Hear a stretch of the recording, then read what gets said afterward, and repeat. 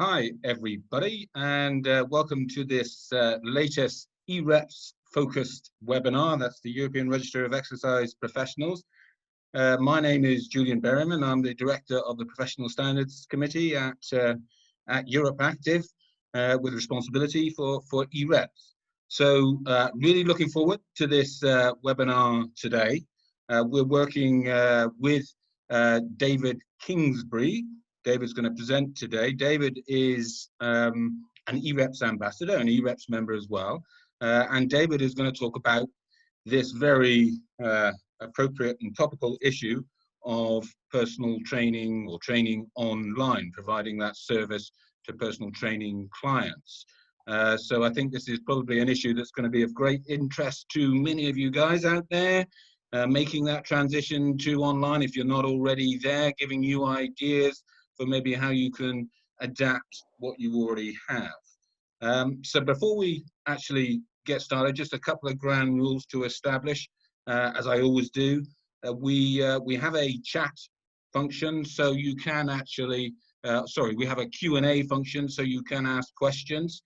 Just type those questions in. You're all muted, and we can't see you, I'm afraid, but you can put your questions in there, and we will endeavour, I think, to answer some of them as we progress through the webinar, but we'll also have a session at the end of David's presentation where we can deal with some more questions. Just to mention that in terms of EuropeActive, you can find out all about the various resources we have to support people through this difficult time, through this period of COVID-19, on our website.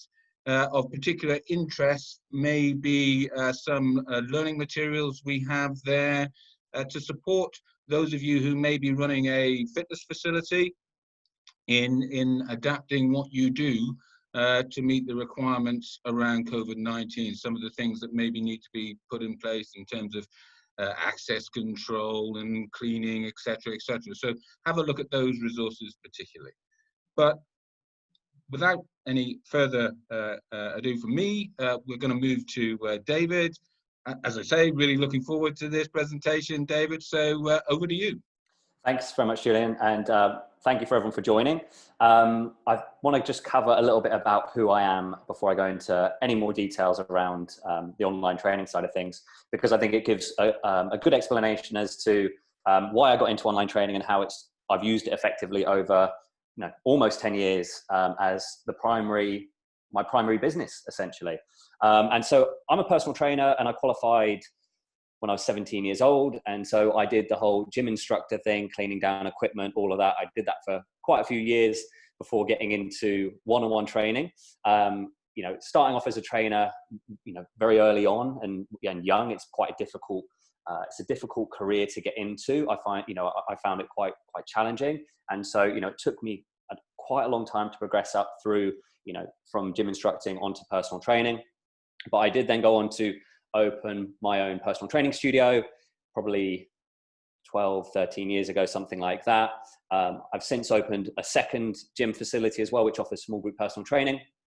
And I've been offering online personal training services for 8 years. So I started doing it in 2012. In terms of within the industry, if anyone has come across me before, it's likely because I do work with actors for film roles. So I've been published in a lot of magazines, Men's Health, bodybuilding.com, Muscle and Fitness, all of the kind of main, the main magazines and the main places online where there is discussion about health and fitness. And the reason for me getting into that obviously was my work within the film industry. So since 2010 or 11, I've been offering personal training to the film industry, where I've been working with actors, getting them ready for film roles. And so, that's been a big part of what I've been doing. I actually got into online training because of my work with actors. I went from being a very busy personal trainer to being a personal trainer who was doing one session a day. And I certainly wasn't used to that. I was doing sort of 40 to 50 hours of personal training a week before that. And then I transitioned into the film work, where I'd only be looking after one individual. And that was a very big shift for me, as well as a huge amount of travel, which meant that I couldn't continue to train people that wanted to train with me.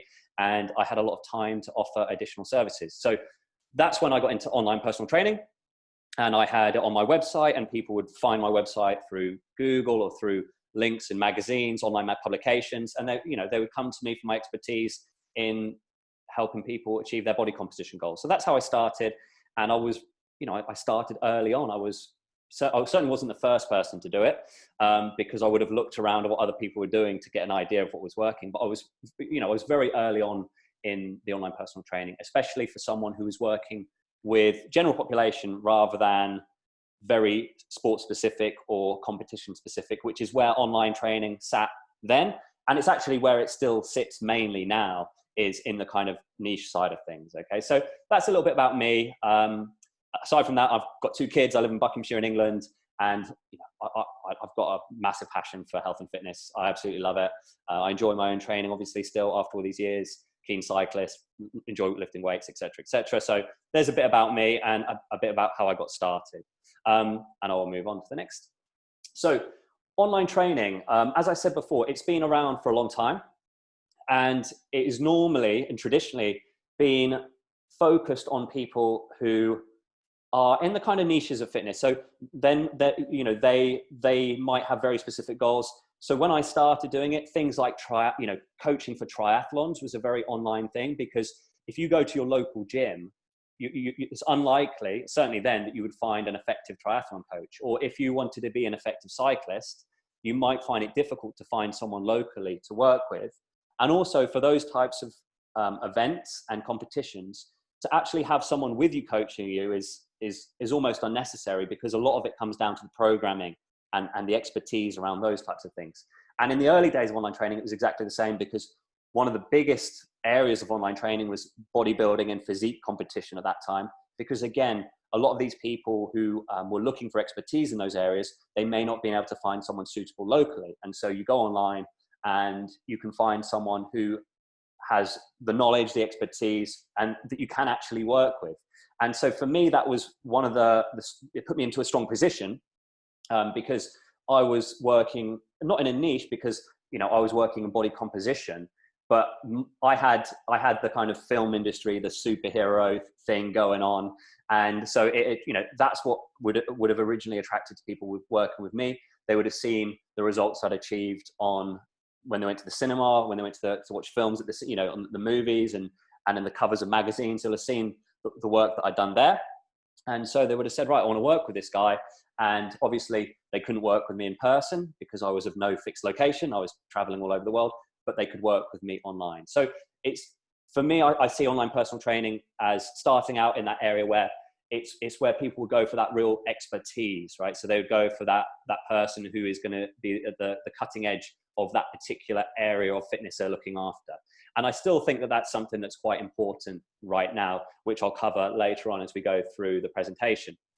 The big shift right now is that whereas, it may have been more for the niche side of things and very specific goals, now everyone is doing online training. And everyone, I'm talking about coaches, and I'm also talking about our clients, because gyms are closed in the UK. I know that they're opening up around Europe.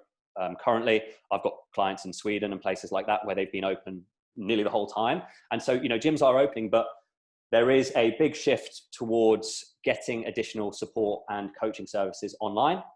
And I believe that that's something that will stay with us.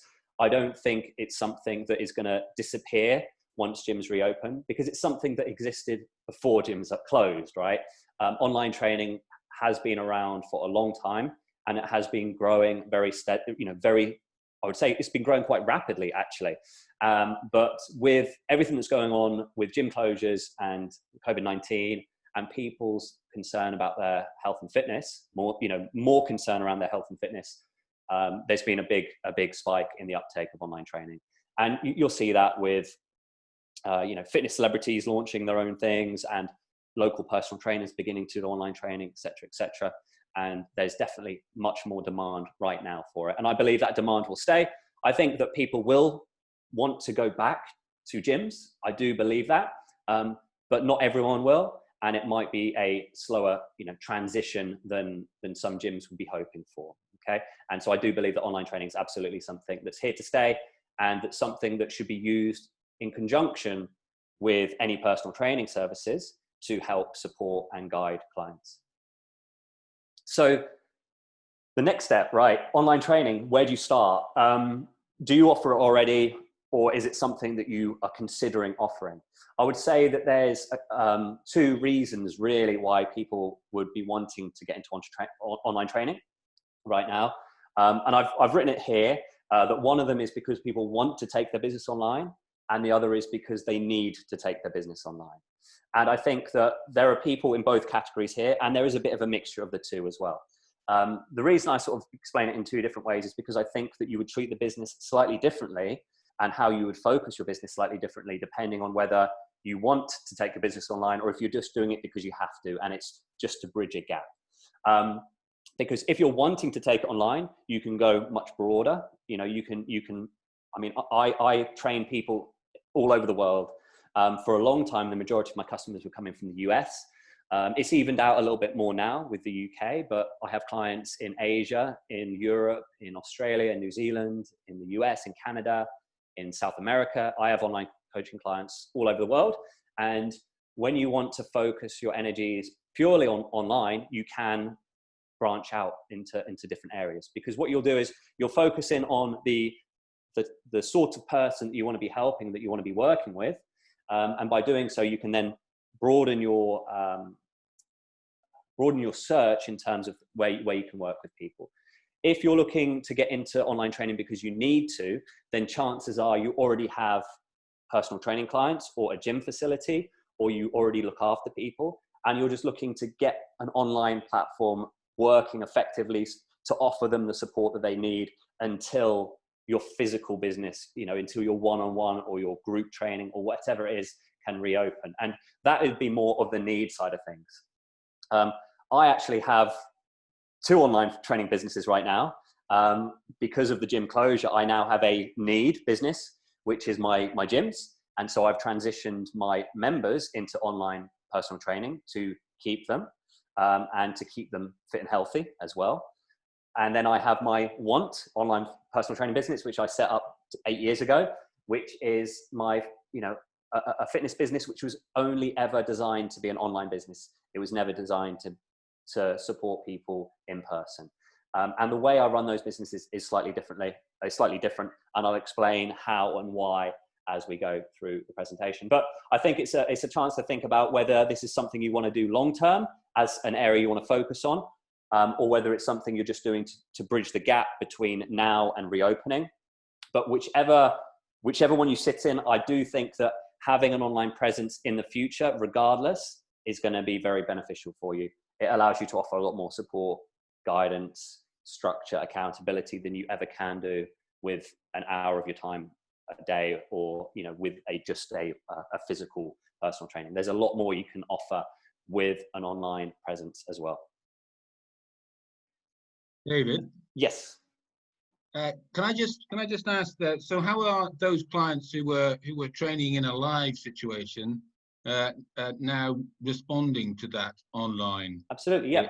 Environment? Are they responding well? Do you think they're likely to make the shift over to the online side of things? Yes, I think it's a really good question, and it's something that I've thought about a lot and I've seen firsthand.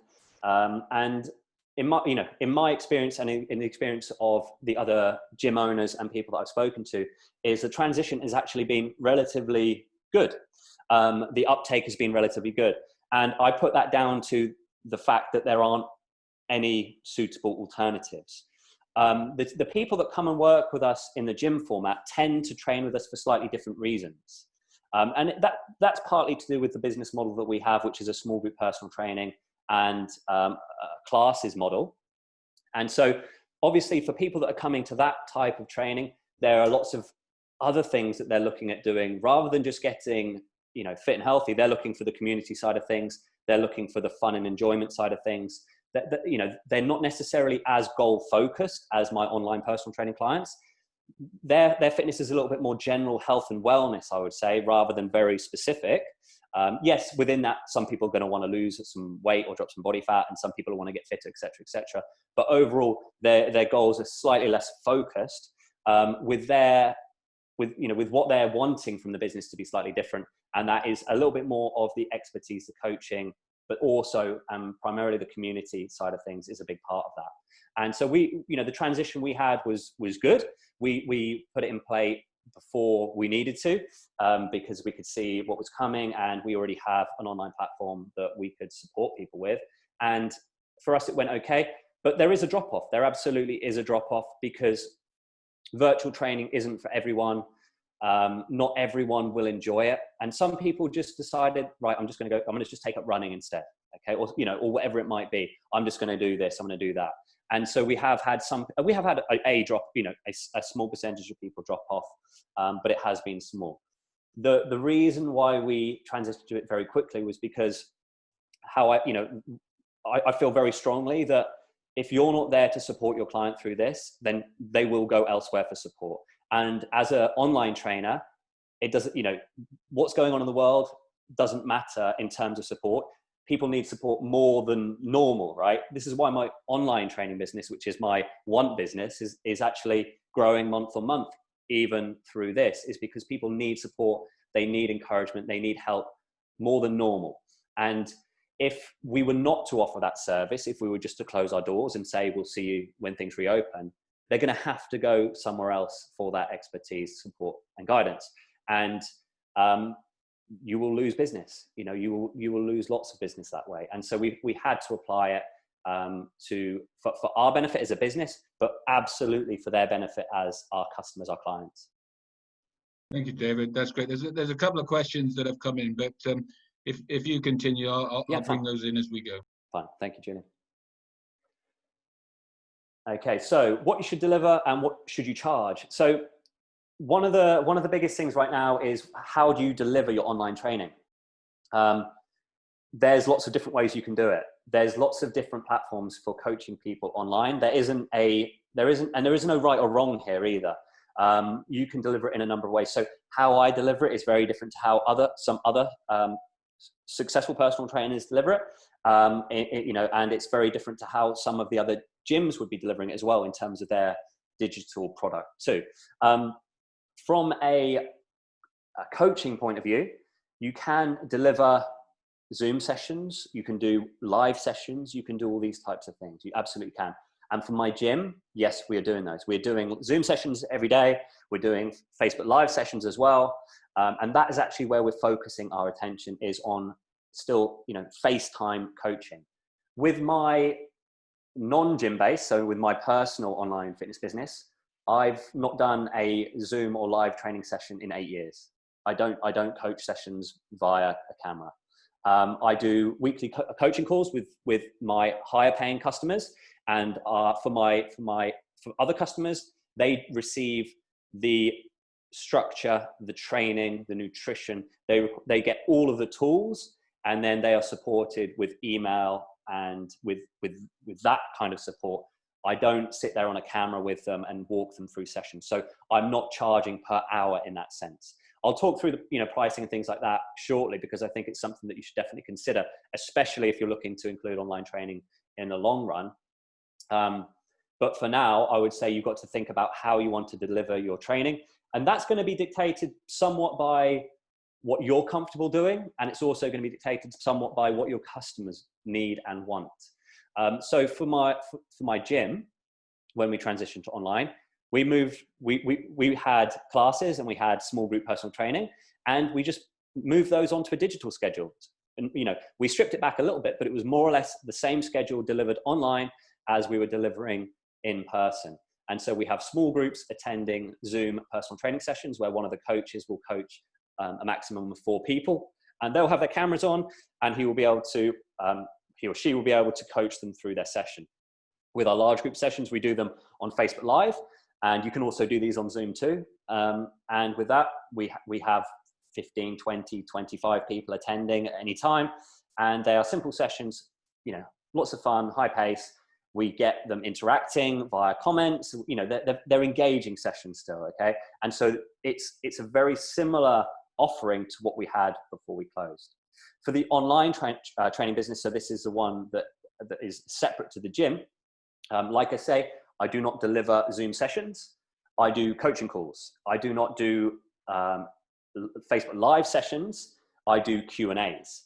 Okay, so I work it in a different way. And the reason being is with a particular model of online training that I offer, I work with quite a high number of people because I don't necessarily do weekly coaching calls with everyone and things like that. But these are all, you know, different options that we can go through in terms of how you would deliver online training. So if you were transitioning current personal training clients to online coaching, I think, you know, looking at a similar setup to how you're delivering training before would potentially make sense. Having that one-on-one time via a call or something like that may well make sense. But if you were looking to work with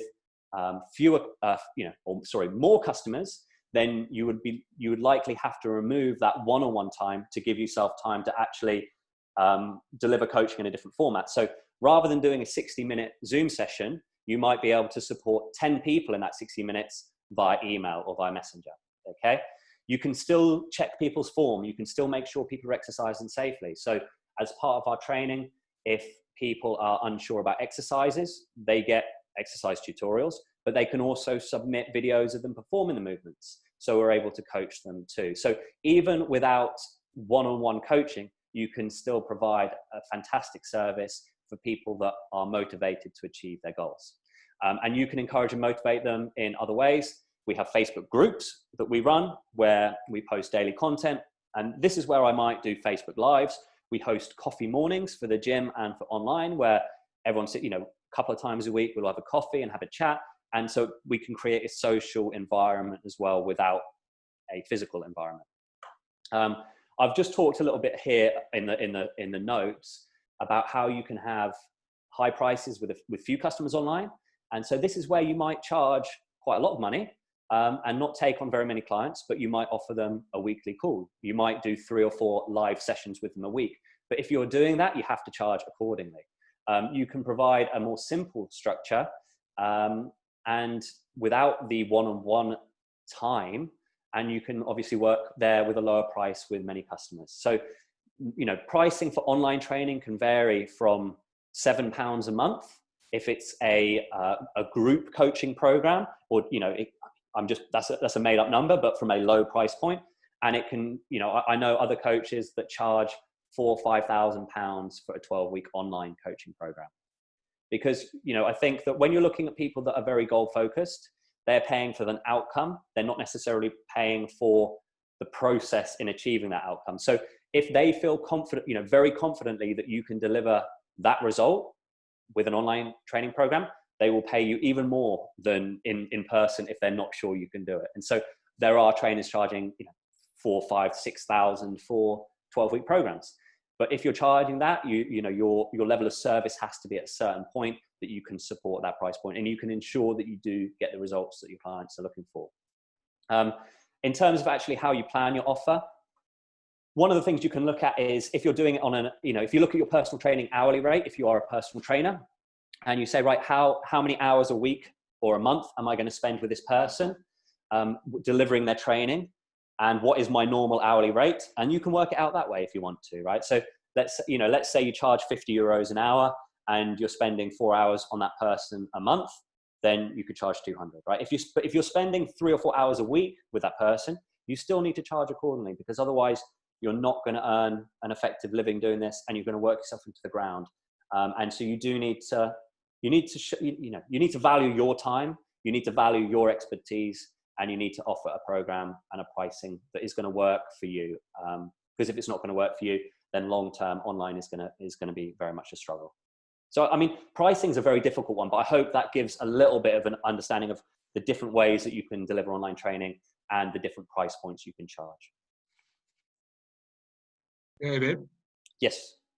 We had just one point here. Mm-hmm. So, David, would I be right in saying that you sell expertise and not exercises, which sort of speaks to the point that you're making, and I think it will be a great surprise or very interesting, certainly for many people out there, to hear that you haven't for your online clients, you haven't done a live session in the last 8 years. So it would appear that you are selling expertise and not exercises. Yeah, so I would say that I sell results.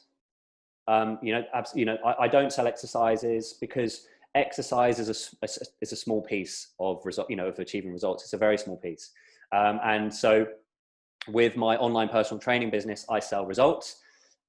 People work with me because of expertise. I'm not selling expertise. They're buying results still, absolutely. They're buying results. You'll see it like with body composition style online trainers, the before and after pictures, these types of things. That's what people are buying into. They want to see the results.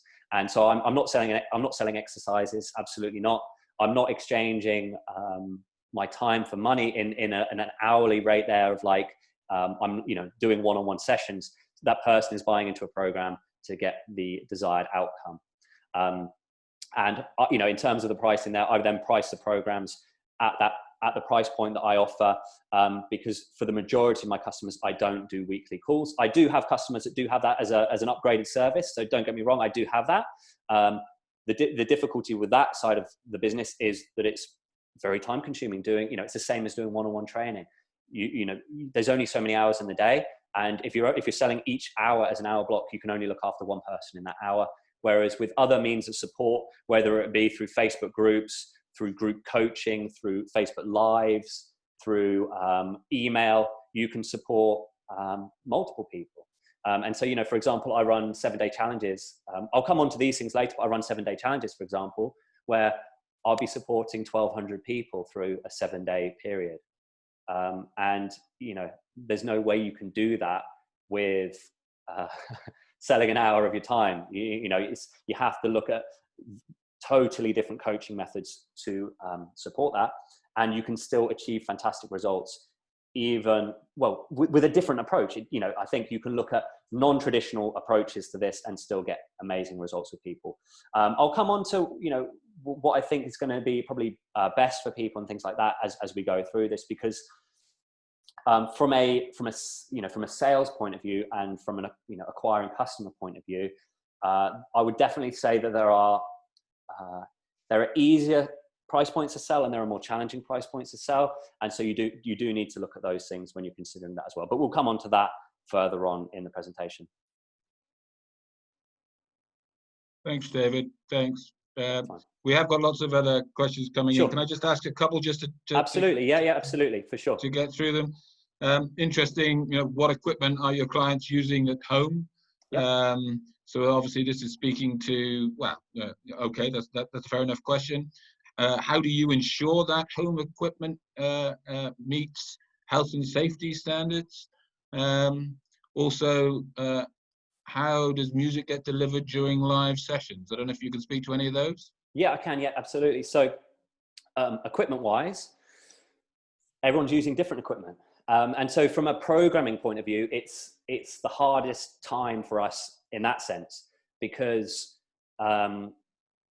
everyone's got completely different and random equipment at home. And you kind of think, when you were choosing to buy equipment, why did you choose that? It's there's a real mixture of kit that people are using. Some people are using no equipment. Some people have fantastically fitted out home gyms that would be the envy of most gym owners. And I work with, all people throughout that. So I have customers who don't even have a set of bands, who have their body weight only. They have nothing else. And I have customers that have 1,000 or 2,000 square foot home gym facilities, which put my gyms to shame. And so, there's definitely a mixture there. In terms of insurance and things like that, with anything legal like that, you've got to speak to your insurance providers and discuss that with them, because it will vary from insurance provider to insurance provider. But doing, obviously having all the suitable waivers and PARQs and those types of things in place is important. In terms of like delivering online sessions and things like that, again, you're going to have to, it's one of those things you'll have to speak to insurance providers about. I can't offer any legal advice on those types of matters. But, with any fitness, with the right waivers, PARQs and information, you can offer an online service. For our live sessions,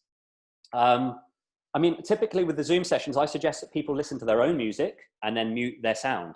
So the coach or the trainer will have no music playing, but then the people attending the session can listen to whatever music they fancy, and they can just mute their sound. That's what I suggest. There's probably much more clever ways of doing it. I'm sure there's plenty of loopholes, but that's how I've suggested it. They can listen to what they like, and then everyone's happy. So yeah, I mean, that's my thoughts on that. But I'm sure there are better answers to that question. But that's the best I can give on that one. That's fine, David. We've got one interesting question here. Sorry, I'll let you move on in a moment. But so, how do I find new clients if I'm not famous? So that's quite a direct question. Yeah, absolutely. Yeah. So I mean, I'm not. Thankfully, I'm not famous either. I mean, I think you know, famous to a very few, perhaps, but certainly, not famous. Absolutely not. I'm not famous, and the majority of successful online trainers are not famous either. There are plenty of online trainers that are a huge amount more successful than me that have never worked with an actor or an actress. Right? It's not the. For me, it's how and why I started, and it was certainly how I picked up my first few clients. But it's not how I get customers now. And the reason for that is because for a lot of people, it can actually be off-putting because of the work that I've done previously in the film industry, because they'll see it, so let's just say I run a post and I say, right, this is what I did with X, Y, and Z famous actor. And that person, that normal person like you or I will read it and go, yeah, well, they had a chef cooking for them all day, every day. They had unlimited time to train. They had all of these things in place, and that's not realistic to me. So I don't think as a trainer, you're the best fit for me. I want someone that can actually help me. And so this is what online training comes down to it's not about, it's not about anything apart from what you can do for the person that you're speaking to. And so with any of the advertising and marketing that I run, I focus on the real people that I help.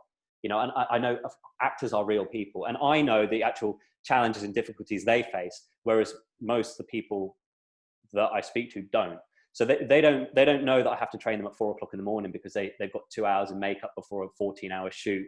They don't know that. They don't see the challenges and the difficulties that they actually have far less time to train than we do, because of their work schedule the hours they work are ridiculous.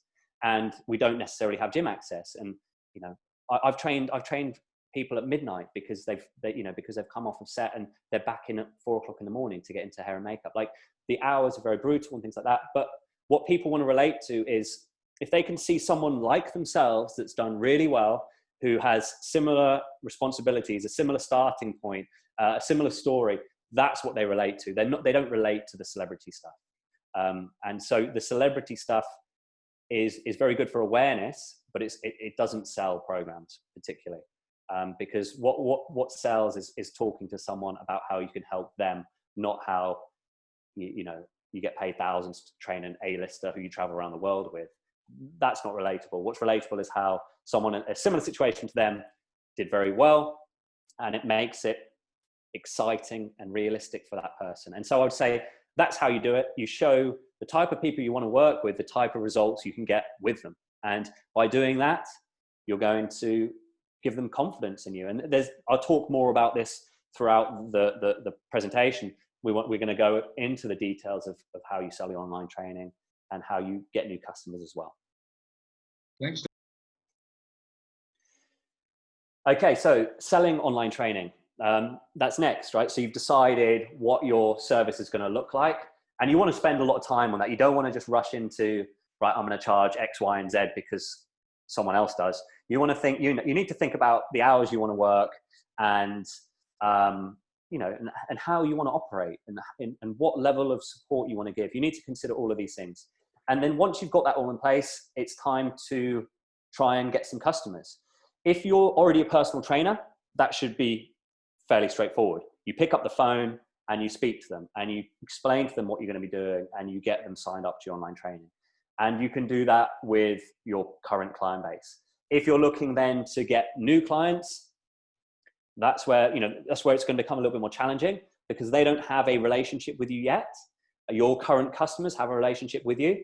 But new people who don't know anything about you, never met you, never heard of you, it's going to take some time. You can't just go buy my program, buy my coaching. It doesn't work like that.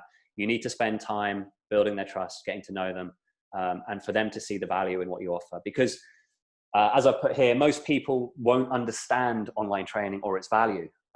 What does it look like? How, you know, how can I understand it? And how does it offer value? You know, how can it help me? As I talked about before, these are some of the key things to cover. For people not understanding coaching, I think the reason why so many trainers have transitioned into Zoom sessions and live sessions is because people understand that. They're getting an hour of your time for a certain amount of money.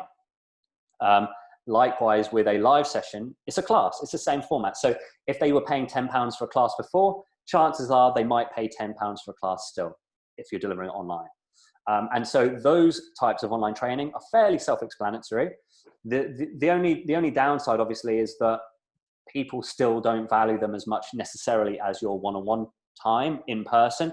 And so you will need to look at adding additional value to explain and get them to see how effective and how valuable online personal training can be. Most people will think that online training is less effective than one-on-one training. And I completely disagree with that. And the reason I completely disagree with that is because the majority of one-on-one training that is delivered, coaches will do their session and then they'll see the person for the next session and then the next session. But in between time, there isn't too much focus on things.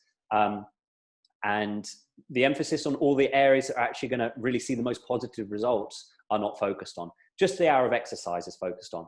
And as we said earlier, you know, I think, you know, not selling exercise, but selling results is something to look at there. And as personal trainers, we know that there's far more than an hour in the gym that's going to actually give people what they're looking for and what they need. So online training can be more effective than one-on-one if you're delivering it in an effective way. It can obviously be less effective too, because it comes down to the individual coach and the quality of what they're delivering. But if you deliver online personal training really well, that people can do just as well as in person, if not better, because you can potentially have more touch points with that person. You can have more accountability with that person if you're delivering coaching in a different way. And lastly, yes, some people won't enjoy it, unfortunately. The good news at the moment is that there aren't very many other options. So even if they don't enjoy it, their options are online training or doing it by themselves. And so you'd hope and imagine that they'd still favor online training over that. With things changing now, though, so obviously small group training in the UK and gyms around Europe looking to open and things like that, there will be people transitioning back into the gyms, but there'll still be people wanting to get that online expertise and support so they get the best results. Just because they have somewhere to exercise does not mean they know how to exercise or they know how to get results. And so that's where the coaching side of things comes into play. So onto this one. So finding an area within the industry that you can focus on. So if you're looking to go into online training as a primary business, as something that you want to focus heavily on, and you're not just looking to support your local area and your current clients, then having an area where you can become an expert is going to be very valuable.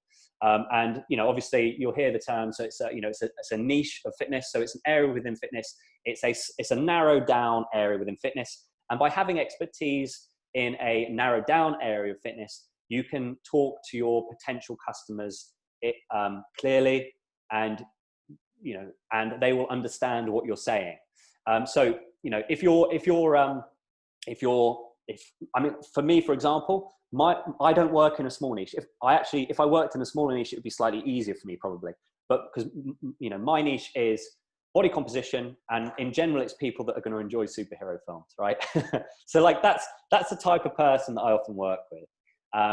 And it's not very small. Whereas if you added more layers to that, you would potentially find it slightly easier to talk to them. So you could potentially look at the types of training that people are interested in, or if they are the types of the way that they eat. So if someone is a vegan, for example, that could be an area that you could become an expert in, because there's not a huge amount of people focusing in on body composition for vegans, right? So having an area where you can become an expert is going to be very helpful in terms of your messaging if you're looking to branch out and to find more customers.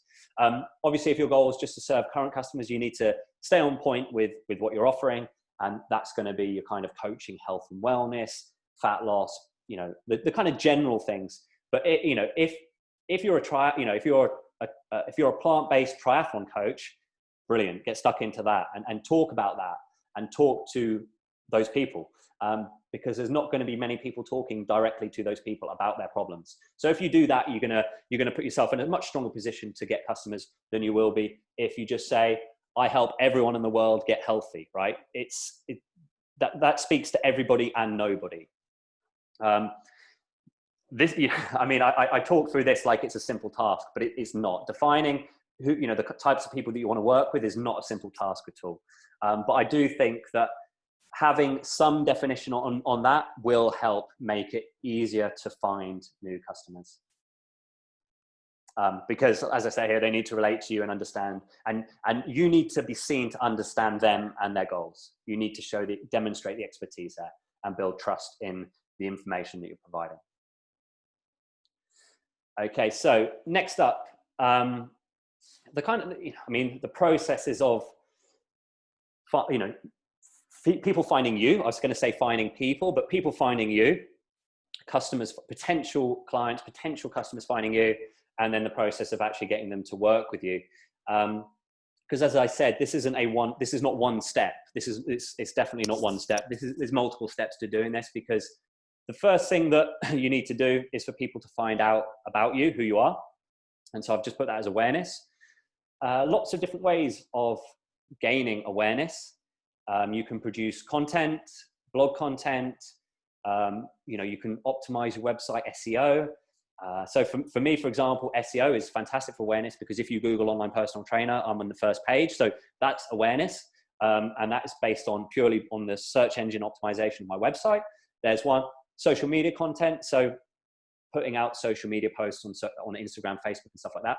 I don't do very much of that. Because I primarily do paid advertising, which I'll talk about later. So, I only post to social media once every 2 weeks, probably one, which is terrible. But for me, it's not necessarily the route I go to getting customers. It's not necessarily what I enjoy. So I don't do a huge amount of it. Writing blogs can be really, really effective. Obviously, if you can write about the problems and the solutions that your potential customers are facing, then that's fantastic. If they find them, they read them, straight away you're building awareness as to who you are and how you can help them. You can do podcasts, create videos, and you can obviously do paid advertising as well. There are other approaches. So just speaking to people, this could be sending people messages that you see are struggling with certain things or whatever it might be. Lots of different ways of building awareness there. Next up is rapport. So the person's got to like you. For anyone to work with you, they have to like you. They have to enjoy the time that they spend with you, whether that be reading a blog or watching a video or something like that. And so I think this is where choosing how you deliver your content and how you create your awareness is important, because anyone watching a video or reading a blog, for them to want to work with you, they have to like you. And so building rapport is a really important step in that process. Lots of people will skip the building rapport stage and they'll just go straight from awareness to trying to sign someone up. So it's like, hey, look at me, buy my online training or buy my personal training.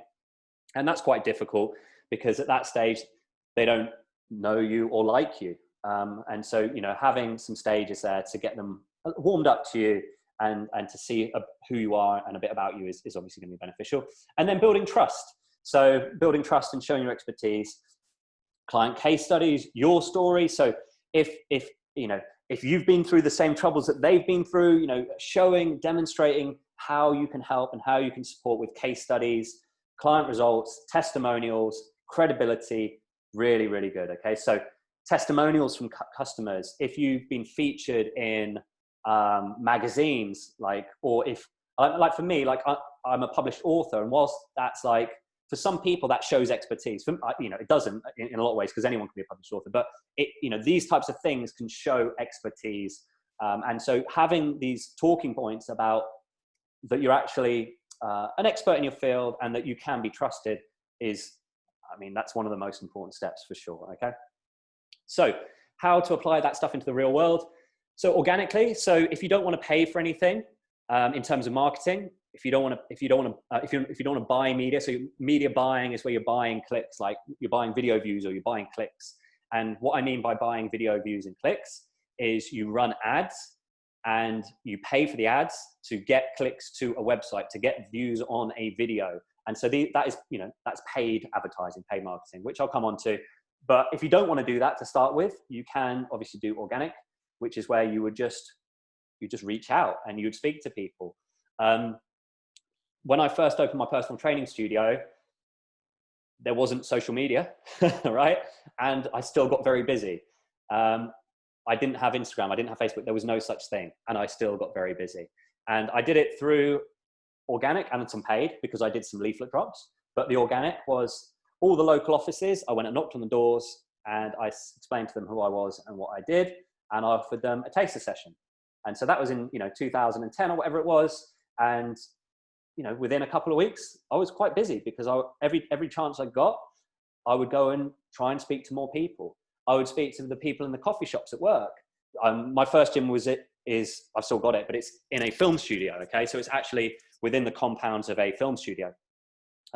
And so I would go to the coffee shop and I would speak. I would make friends with not because I'm a nice person, not just for business reasons, but make friends with the person that runs the coffee shop and speak to them and these types of things. Okay, so organic there is fantastic. It's free. You can get people in an online world. Messaging people. If you see people that you think you could help, drop them a message and speak to them. Have a conversation with them. All of this stuff, whether it's organic, free, or paid, is all about creating conversations, opening conversations with people, so that you can do what we talked about before, where you're building awareness, trust, or awareness, likability, and trust. And so all of these things are for creating a conversation with that person.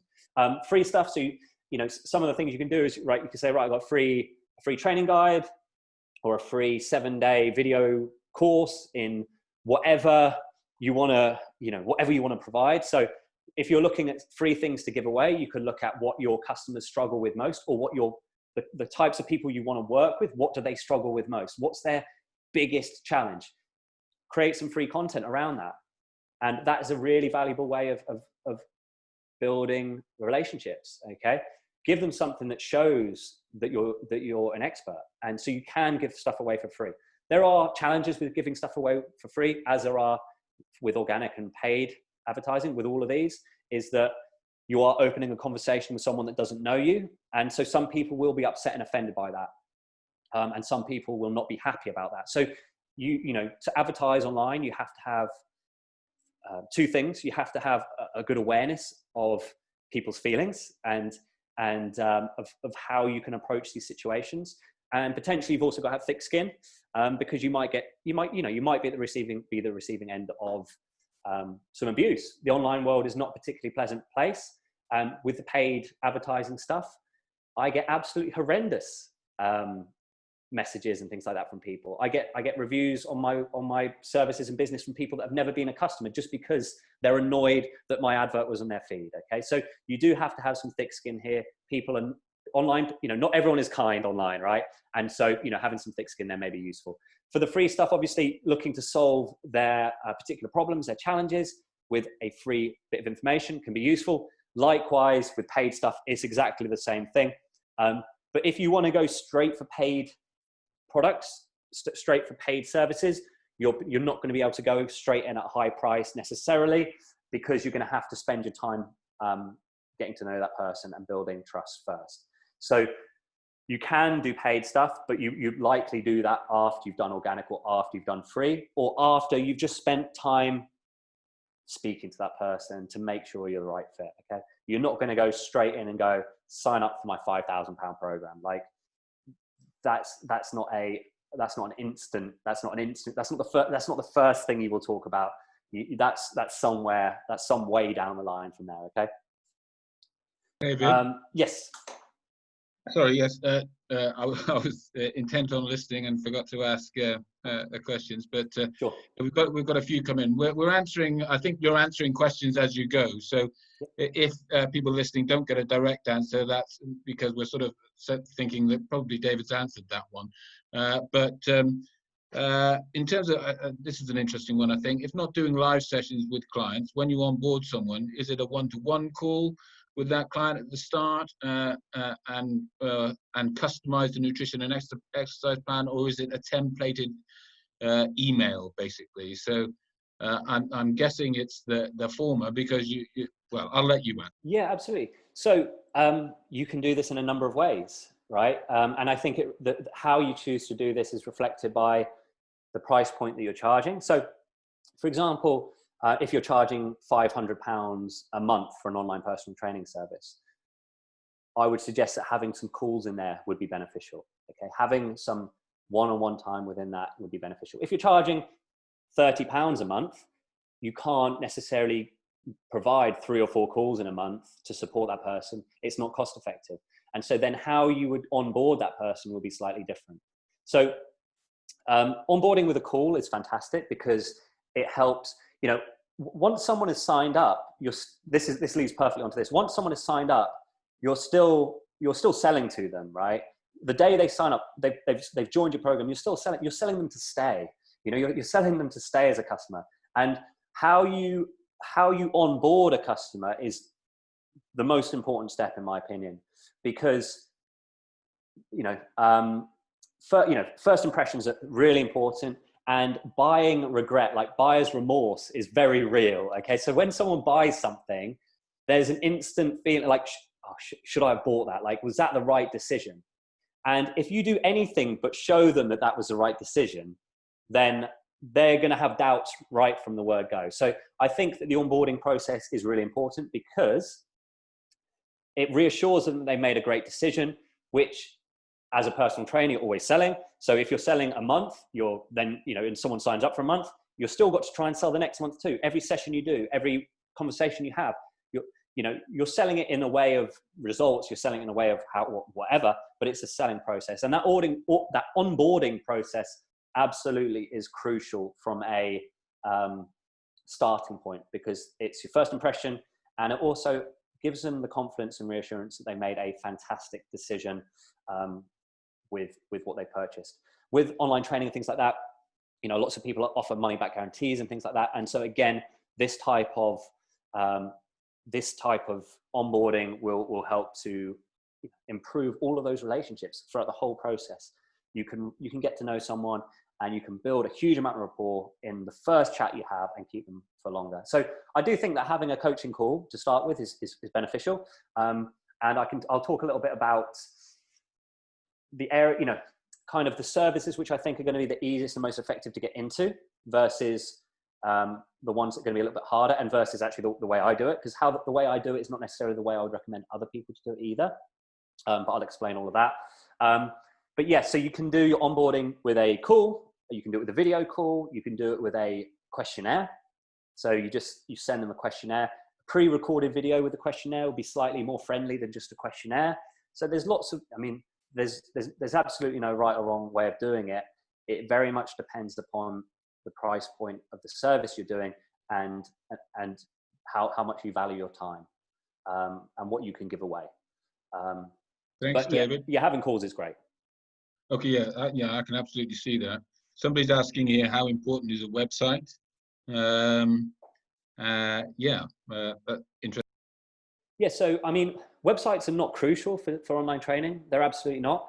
You don't need a website, but when we're talking about showcasing and building trust and showing expertise, I think that's where having a website is really important, because like your website is a brochure for your business in a lot of respects.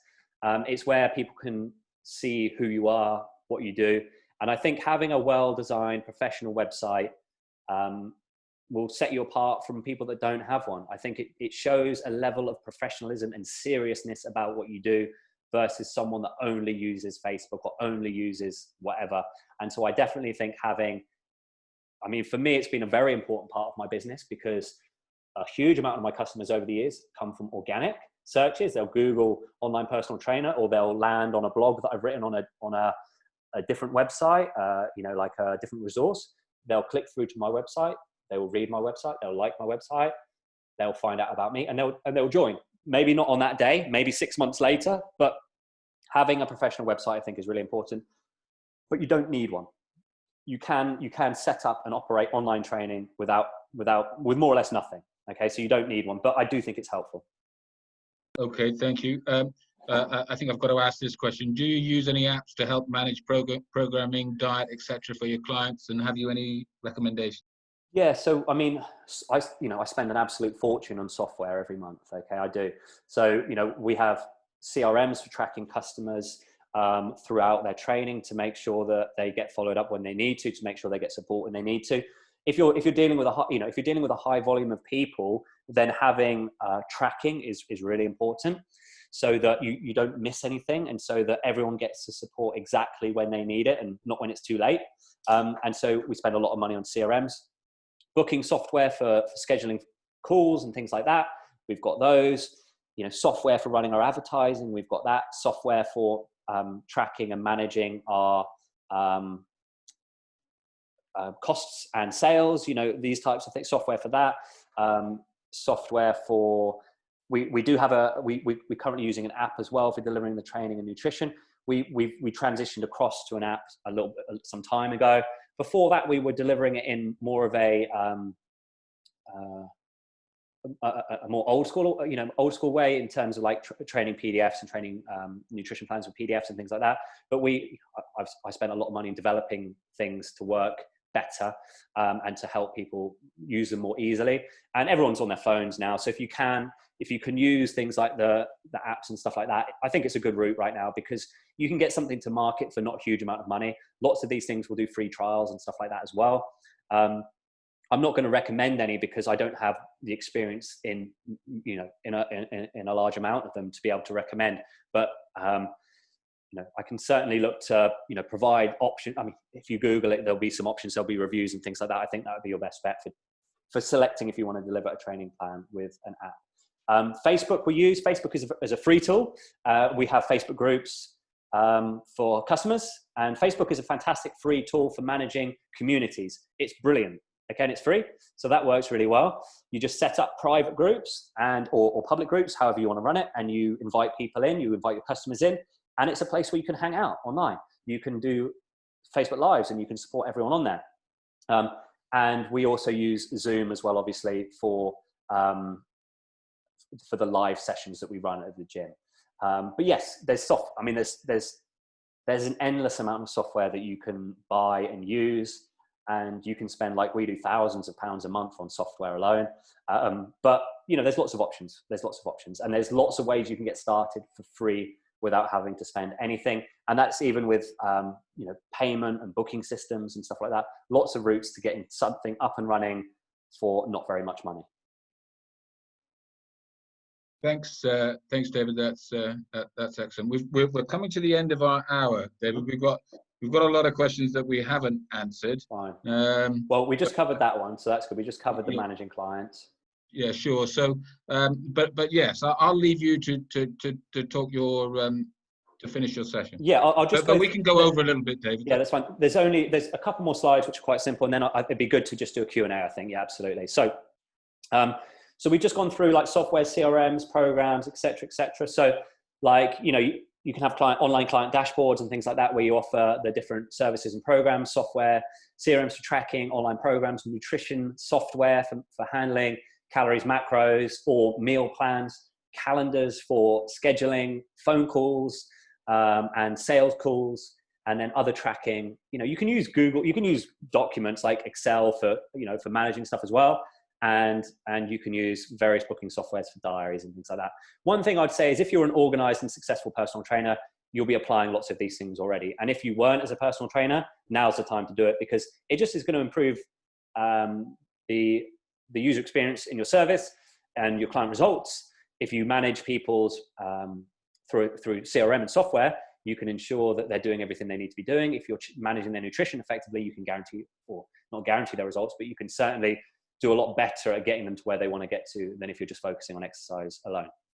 Okay, so client results, your coaching ability, your focus on their goals, your expertise, are tracking the delivery, the support. So very, very broad topic. And I think this is probably a good one where we just go through the Q&As really, because this is probably where a lot of the questions will come to. as will the offering, coaching, and how you deliver the services. Okay, so I think, yeah, if we do the Q&A then, and then I can go through those sorts of things within that.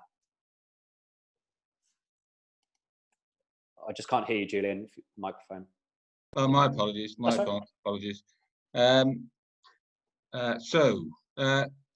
We'll talk through the questions, David. Would you recommend starting out as a one-to-one trainer before you progress to online training? So there's a question there. Yes, I would. Yeah. I think that coaching people online is more challenging than coaching them in person.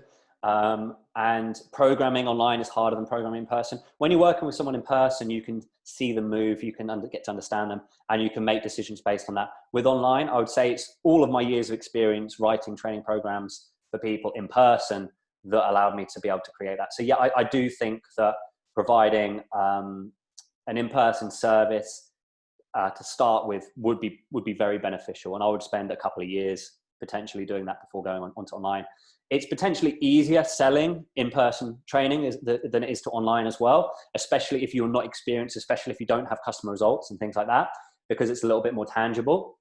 And so I would say that starting out with selling one-on-one in person would be beneficial. Obviously, at the moment, you can't necessarily do that unless you're working outdoors. And if that is the case, then obviously moving on to an online platform might be the only route. But you just want to make sure that you know what you're doing, and you know that you can get clients results. You don't want to just wing it. It's, your people's health and welfare are in your hands as a personal trainer, and you have to be cautious. You have to be very careful, people. As trainers, I've been a trainer for a long time, and unfortunately throughout my training career, I've had clients that have picked up injuries working with me. Thankfully never severe, but injuries within fitness happen. And you want to make sure that you feel confident that you're going to provide a safe service and an effective service. Okay, thank you. So programming what the client does in between sessions is of great importance to you? Yeah, absolutely. Yeah, so that is, with my online service, there are no sessions. The program is everything. The program is everything, right? It's their daily activity. It's their daily training. It's their nutrition. It's their hydration. It's accountability. It's support. It's checking in. It's their sleep. It's everything. That is my online coaching. It covers everything, right? If you're doing one-on-one Zoom sessions, for example, still focus on all those things too, in addition to that hour you spend with them, and they'll be over the moon. What they do outside of that session is vastly more important than what they do inside that 1 hour session. Absolutely. Okay. Yeah, absolutely get that. We do have a question: what equipment, cameras, mics, lights, etc., do you need to operate online? Well, that's interesting in light of what you've just said. Yes, yeah, so I use my iPhone and my AirPods. That's it. I did get the most expensive iPhone though. They twisted my arm for it because, yes, you can have stacks of different cameras and you can have all the tech and stuff like that. For me, the iPhone's fantastic. It's easy use. I've got an iPhone, an iMac, and I shoot a video and I put it onto Dropbox on here, and it's just instant. Whereas I'm not messing around. I don't have the time or motivation for tasks that take a long time. I find it very frustrating. And so I shoot it on there. The video resolution is fantastic. And it's also, shoots to the right size as well. There's no point in having ultra HD videos, which are going to then go onto a tiny little box on a screen. So I just use an iPhone and my AirPods for slightly improved sound quality. I don't mess around with expensive tech. That's fantastic. That's great for our members to hear, I think. There's a question here that's been on for some time, so I'll get it out. How do you find fault in group sessions online? So if you are delivering those live sessions, how can you pick up on technique? And yeah, so that's one of the reasons why I don't offer them for my online coaching clients. For the gym, we offer it because we know the people that are attending them. We've trained them. We've done hours and hours of personal training with them. And so we have gotten a good understanding of what people can and can't do. So when we run a live session, I can see who's on it. And I'll say, Julian, can you not do this exercise? Can you do this instead? I know these people. I know what they can and can't do. And we'll ask as well. We say, if there's any exercises you're struggling with, then let us know. But that's why we deliver Zoom sessions as well as Facebook Live sessions. Our Facebook Live sessions are low skill, right? They're low skill, low risk. And then our Zoom sessions, where we can see every person, are high skill, high risk. And I say high risk jokingly, but they're exercises where you need to check form versus exercise where you don't need to check form. Yeah, fantastic. No, that's a really interesting insight. Okay, David. Well, I think yeah, we've got more questions about how you got into film, etc., and those kind of things. I mean, I think maybe you've spoken to that, unless you want to. Yeah, I mean, I opened a personal training studio at a film studio. That's how I got into film. So I opened a PT studio within a film studio complex, and I worked there for a number of years, training people that worked on film productions. And then I eventually, I was training one of the producers of a film, and he said, "Oh, we've got an actor that wants to be trained, blah, blah, blah." And I got into it that way. I had a number of job interviews for training actors prior to that at the studio, which I didn't get because I had no experience training actors. So the easiest way of getting into training actors is by already have training actors. Second easiest to that is to be in a place where actors are, and then you can train them there. But training actors for film roles, it may seem very appealing for most people, but it's actually, for most people, it'd be a very unrealistic job to try and do. There's been years where I've been abroad for 11 months of the year working with actors. So like 2012, I was abroad for 11 months. The normal length of a job is 4 or 5 months, and chances are you won't come home once during that time. And so 2012, I was abroad for 11 months, and I came home for 3 weeks in 11 months. And I've got kids now and stuff like that. So I'll only take UK film productions and studio-based stuff. Doing 4 or 5 months on the road sounds great, but there's pros and cons to anything like that. Absolutely. As someone who travels a lot myself, yes, absolutely. I think maybe final question before I wrap up, but just how you screen clients, movement screening, how do you approach that? Yeah. So if we're signing someone up to like a kind of Zoom program type thing, then what we will do is a initial consultation on Zoom with one of the coaches. So this would be like our gym style session, and we run through the same movement screening that we run through in person over a Zoom session. And you can run through a decent movement screening in not a huge amount of time, and that can work quite well. And so we do that. For the online business, we get people to submit videos of certain movement patterns. So we'll show them a movement or explain a movement and get them to do a video. And so we don't do that live with them, but we check the movement patterns via watching the videos back to see how effectively they move. And also from a programming point of view, I like to program safely. I program safely. I think that's one of the things to really focus on, and choosing movement. Whenever you're coaching anyone, whether it be in person or online, you've got to look at risk to reward ratio, and you've got to look at the movements you choose versus the results that you're going to get, the rep ranges that you go for, the intensity that you go for, and you've got to look at risk to reward. And I'm certainly not. I'm not a tough trainer. I'm not a drill sergeant. I don't go particularly hard on people. The results I get with people are, yes, through effective training, but also just through the enjoyment and consistency of the training, and primarily the nutrition as well. So, coaching safely and effectively, not going, if you are not going to work with someone, then you are potentially you're going to coach them differently to if you're going to be stood next to them, watching them. Of course you are. Great. I think that's an excellent point to end on there, David. So look, thank you very much. It's been a fantastic session. I think we could probably keep talking for some time, actually, and that tends to make me feel that we'll certainly do some further sessions with you, David. Well, I know we were talking about that earlier. So to all of our members out there, look out for those. We will be doing more work with David. So, David, if you'd just like to maybe if there's one key message you'd like to leave the guys with, perhaps you could give that.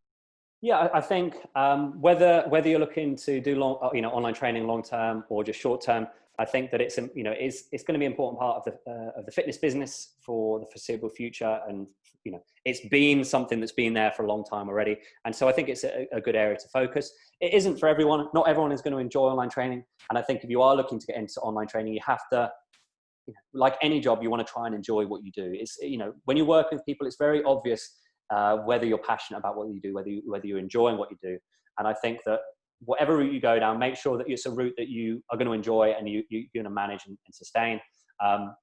And don't devalue yourself. You need to. What we offer as personal trainers, as fitness professionals, is hugely valuable to people if we do it well. Like if we coach people well, if we support people well. And so I would say, look, just focus on the quality of what you deliver during your sessions, and even more so outside of your sessions. And really focus on those things so that you demonstrate the huge value that us as fitness professionals can provide people. Fantastic. Thank you, David. Thank you so much. That's a great session. So this session has been recorded and will be available on our website. If you guys want to go back and have a look at it, please look out for future webinars. Every Thursday we'll be running a webinar. We've got some stuff coming up on health counseling skills. We've got some stuff coming up on low back pain management exercises. We've got some great insights coming up in terms of how the role of the PT will develop as we move post-COVID-19, and there's lots of interesting stuff out there on how that role will develop, which is absolutely key for me in terms of producing educational standards to support that development. So look out for all that stuff. I see David has very kindly put his email up there. Yeah, absolutely. Yeah. So if anyone does just want, I know that selling online training is not easy. I've been doing it for a long time and it is challenging. And so if anyone wants some pointers or just wants some advice, then do just drop me an email at david@prosperfitness.co.uk and I'll be able to just give you some suggestions and hopefully point you in the right direction, whether that be from a marketing point of view or a service point of view or a soft, whatever. Every possible mistake that you could think of, I've made doing this stuff. And most of them I've learned from. And so I can definitely offer some good insight and advice. And I'm more than happy to help. That's great, David. Thanks a lot. Okay, guys, thanks for attending and stay well out there. Thank you very much. Bye-bye.